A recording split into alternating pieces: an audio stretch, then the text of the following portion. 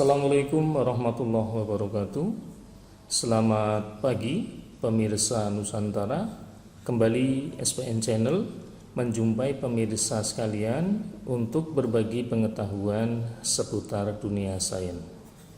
Para pemirsa sekalian, pada pertemuan pagi ini kita akan berdiskusi membahas tentang listrik statis.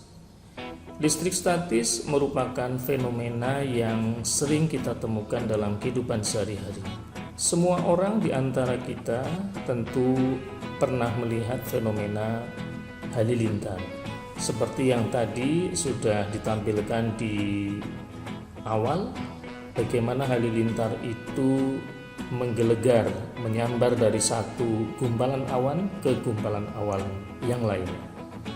Mengapa hal itu bisa terjadi?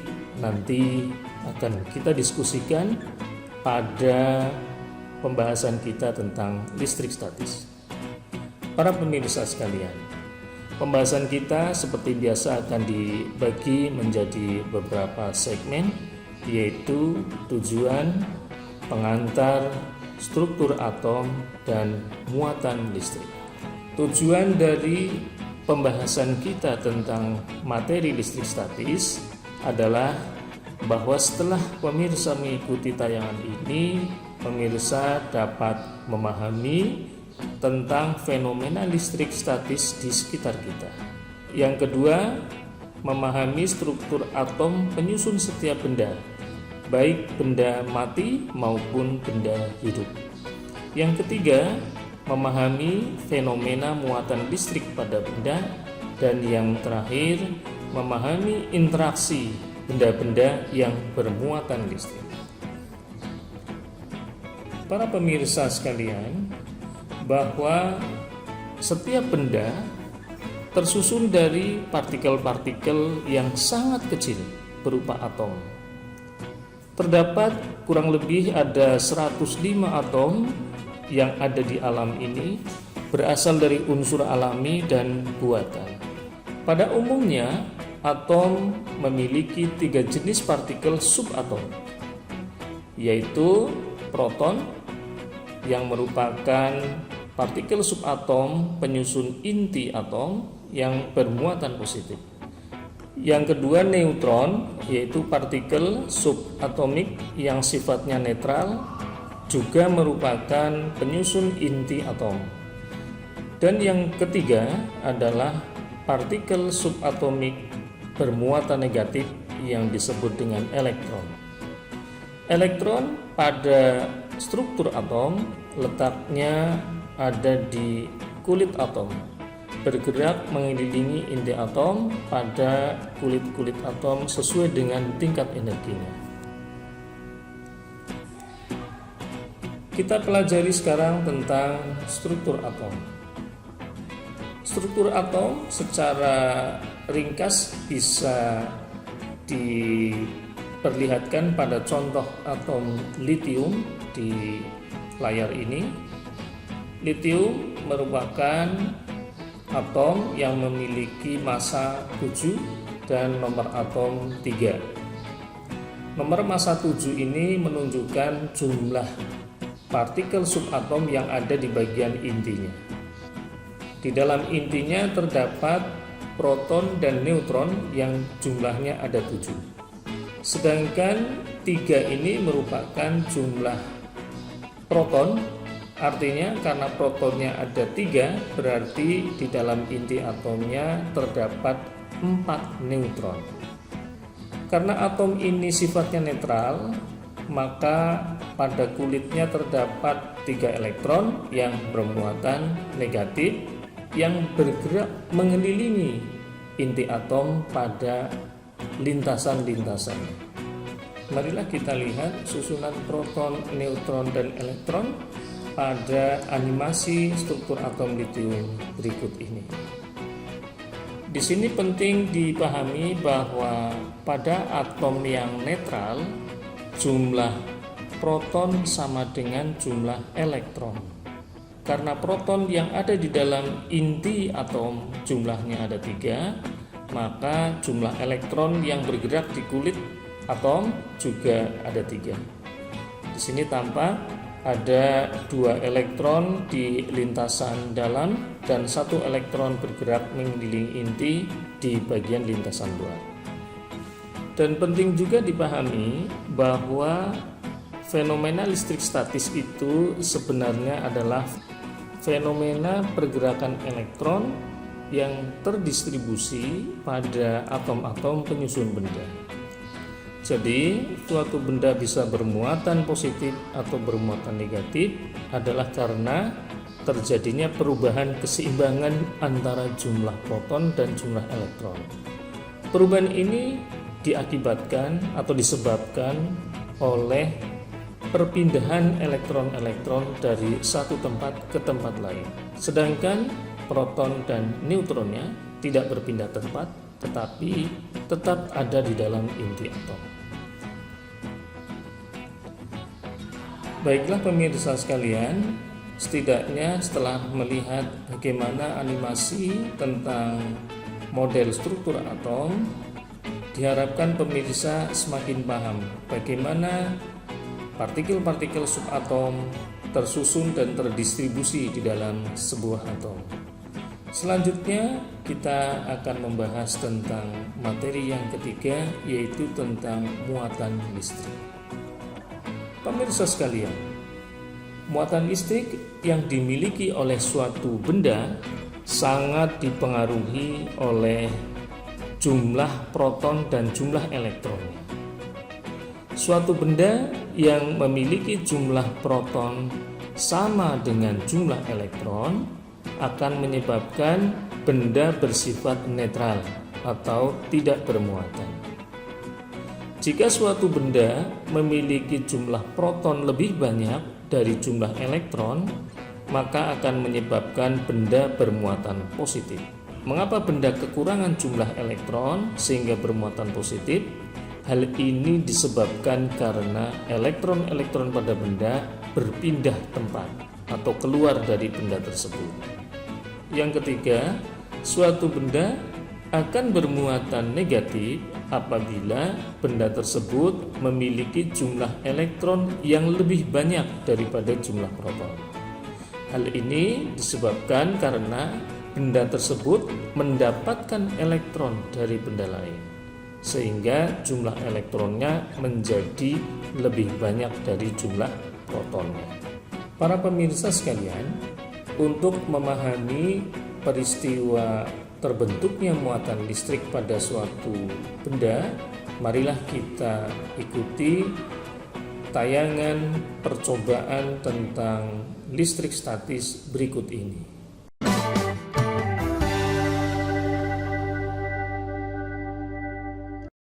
Untuk memahami fenomena listrik statis, kita akan melakukan percobaan sederhana dengan bahan-bahan yang bisa kita temukan di dalam lingkungan sekitar kita. Yang pertama adalah botol bekas air mineral, kemudian sedotan atau pipet plastik. Setelah semua bahan kita siapkan, kita coba untuk mengawalinya dengan menggosok pipet plastik ini dengan tangan kita. Ini sebelum digosok nampak tidak ada reaksi. Sekarang kita coba kita gosok dengan tangan kita. Oh ya, penting kita ketahui bahwa ketika kita akan menggosok pipet plastik ini dengan tangan kita dalam keadaan bersih, tidak berminyak, maka langkah baiknya kita cuci tangan dulu dengan sabun. Baik, setelah kita gosok beberapa saat, sekarang kita lihat apakah ada perbedaan dengan pada saat tadi awal sebelum digosok. Coba diperhatikan ini. Nah, jadi pipet plastik ini ketika sudah digosok, ya, saya ulang lagi.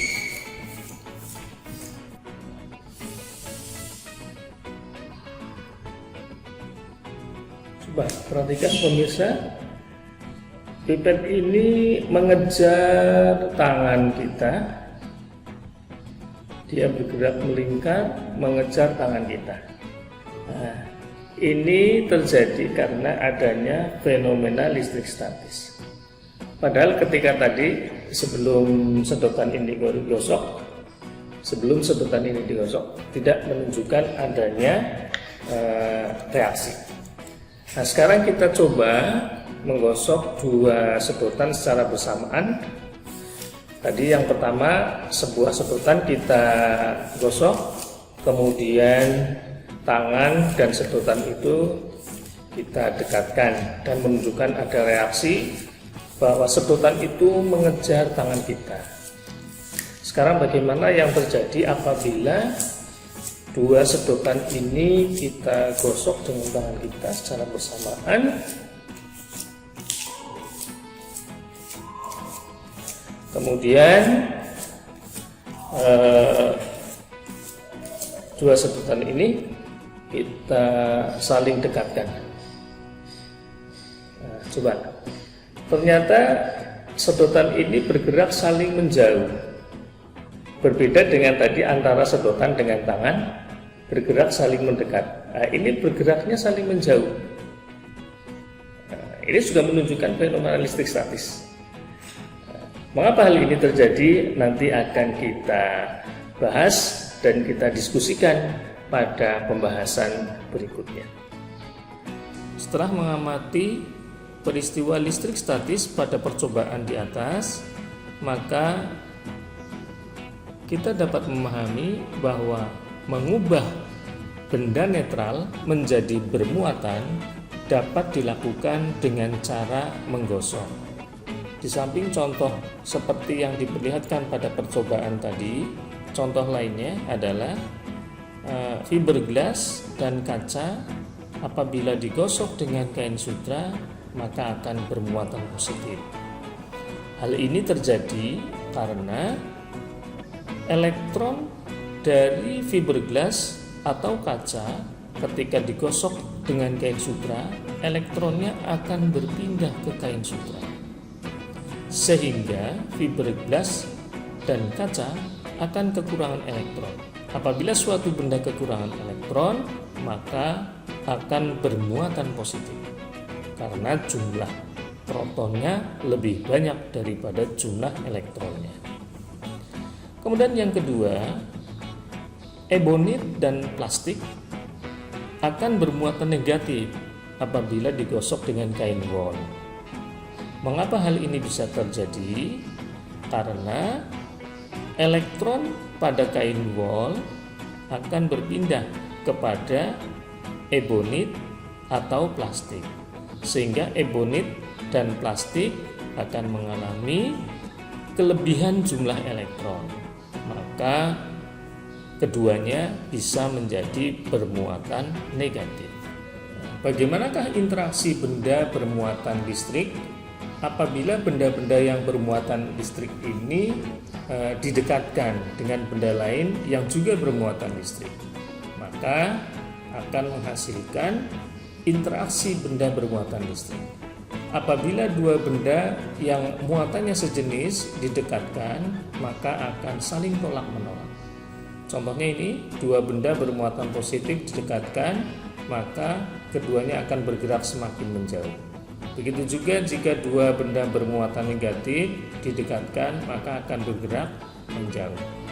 Sebaliknya, dua benda yang muatan listriknya berbeda akan bergerak saling mendekat. Kesimpulannya bahwa muatan yang sejenis akan tolak-menolak dan muatan yang berbeda jenis akan tarik-menarik. Para pemirsa sekalian, suatu benda bermuatan listrik dapat dideteksi dengan alat yang disebut dengan elektroskop. Ini gambar di samping adalah skema sebuah alat elektroskop.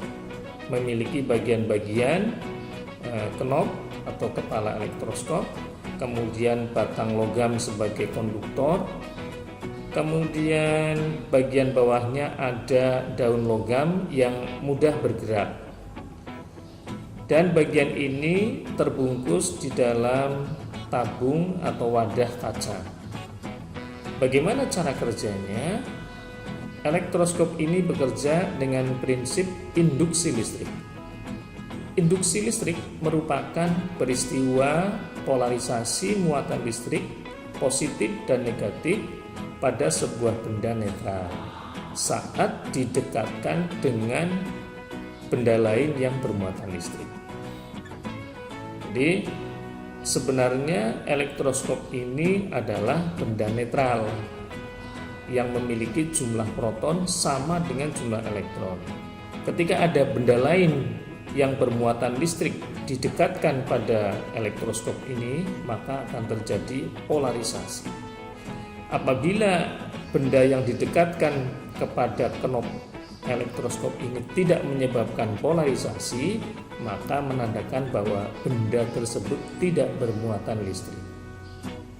Apa tandanya elektroskop mengalami polarisasi? Polarisasi pada elektroskop bisa dilihat pada pergerakan daun logamnya. Marilah kita lihat cara kerja elektroskop pada tayangan animasi berikut ini.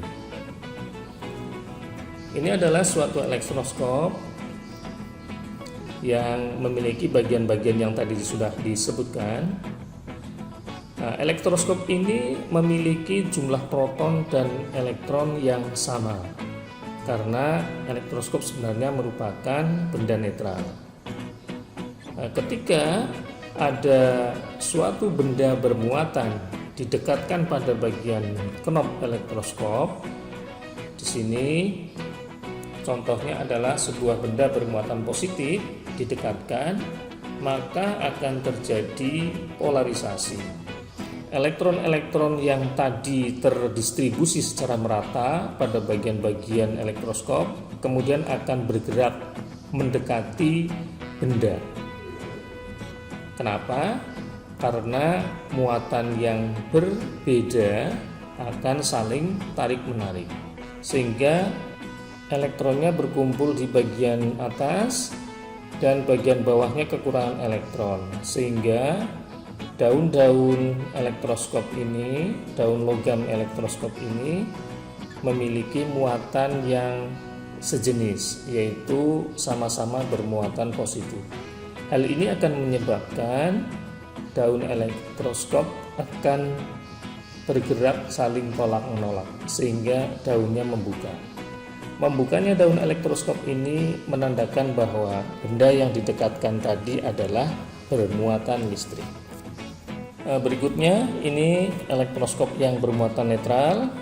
Bagaimana apabila elektroskop ini didekati dengan benda yang bermuatan negatif? Coba pemirsa perhatikan. Ketika elektroskop yang awalnya adalah netral, di mana antara proton dan elektronnya tersebar secara merata pada seluruh bagian elektroskop, ketika suatu benda bermuatan negatif didekatkan pada knob atau kepala elektroskop, maka elektron-elektronnya bergerak menuju bagian daun. Artinya apa? Bahwa bagian kepala elektroskop menjadi bermuatan positif karena kekurangan elektron, sedangkan bagian daun-daunnya bermuatan negatif karena kelebihan elektron. Nah, inilah yang dimaksud dengan polarisasi. Polarisasi ini tidak mengubah jumlah antara proton dan elektronnya, tapi hanya mengubah posisi elektron yang tadinya tersebar secara merata, kemudian terakumulasi di suatu tempat. Pada animasi ini tergambarkan bahwa elektron-elektron terkumpul pada bagian daun, sehingga bagian daun ini bermuatan negatif. Karena daun-daun elektroskop bermuatan negatif, maka kedua helai daun akan saling tolak-menolak. Nah, tolak-menolak inilah yang menunjukkan bahwa benda yang didekatkan adalah bermuatan.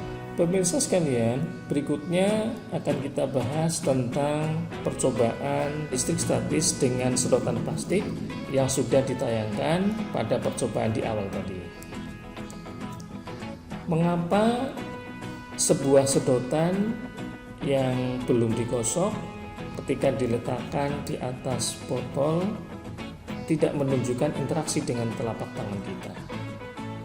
Dan berbeda saat sedotan ini kita gosok dengan telapak tangan, kemudian kita letakkan di atas botol air mineral, ternyata sedotan ini bergerak mendekati dan mengejar tangan kita.